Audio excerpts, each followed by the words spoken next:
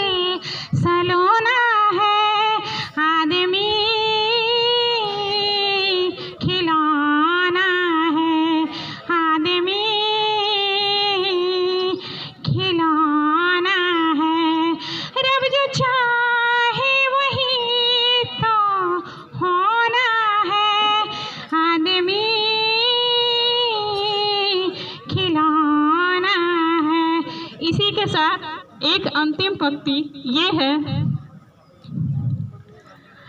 आज से पर्दा उठा दो जरा साथियों, रंग महफिल अभी बदल जाएगा। आज से पर्दा जरा हटा दो साथियों, रंग महफिल अभी बदल जाएगा।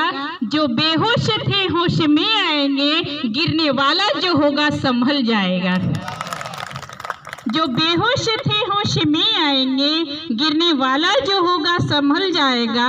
तुम तसल्ली न दो अभी बैठे रहो, तुम तसल्ली न दो, अभी बैठे रहो, वक्त कुछ हमारे मरने का टल जाएगा। यही क्या कम है, यही का कम है, मसीहा के आ जाने से मौत का भी इरादा बदल जाएगा।